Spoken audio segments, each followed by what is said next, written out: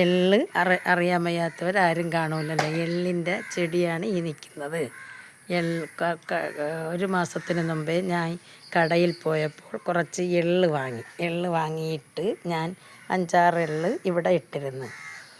അത് ഇപ്പോൾ പൊടിച്ച് പൂത്ത് കായ്ച്ച് നിൽക്കുന്നതാണ് കാണുന്നത്. അതേപോലെ നമ്മൾ ആവശ്യത്തിന് കുറച്ച് എള്ള് വാങ്ങിക്കുമ്പോൾ ഇതേപോലെ ഇട്ടിരുന്നാൽ നമുക്ക് അത് കായ്ച്ച് ഉണങ്ങി വരുമ്പോൾ നമുക്കെടുത്ത് ഉപയോഗിക്കാൻ പറ്റും. എള്ള് വളരെയധികം ഗുണമുള്ള സാധനമാണ്. മുടി വളരുന്നതിനും മുട്ടുവേദനയ്ക്ക് എള്ളും ശർക്കരയും കൂട്ടി എള്ള് വറുത്ത് ശർക്കരയും കൂടിയിട്ട് പൊടിച്ച് ഉണ്ടകളാക്കി കഴിക്കുന്നത് മുട്ടുവേദനയ്ക്ക് വളരെയധികം നല്ലതാണ്. അതേപോലെ തന്നെ മുടി വളരുന്നതിനും എള്ള് വളരെയധികം നല്ലതാണ്. ഇതേപോലെ എല്ലാ പേരും എള്ള് വാങ്ങുമ്പോൾ കുറച്ചെടുത്ത് നട്ടയിൽ വെറുതെ ഇട്ടിരുന്നാൽ മതി. അത് പൊടിച്ച് ഇതേപോലെ പൂത്ത് എള്ളായിട്ട് വരും.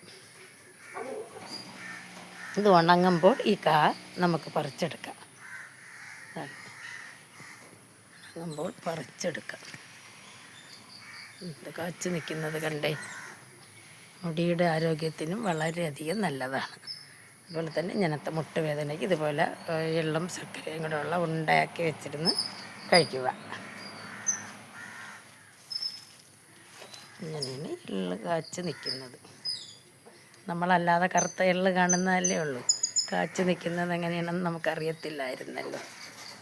ഇതേപോലെയാണ് കാച്ചു നിൽക്കുന്നത്. ഓക്കെ ഇപ്പറും ഇങ്ങനെ കുറേ എണ്ണം ഉണ്ട്. അതുകൊണ്ട് ഇത്രയും എണ്ണം ഉണ്ട്. ഇത്ര എണ്ണം കാച്ച് നിൽക്കുകയാണ്. മുകളിൽ നിന്ന് കാച്ച് ഇങ്ങനെ നിൽക്കുകയാണ്. ഉണങ്ങുമ്പോൾ പറിച്ച് പൊളിച്ചെടുക്കുമ്പോൾ നമുക്ക് എള്ള് കിട്ടും.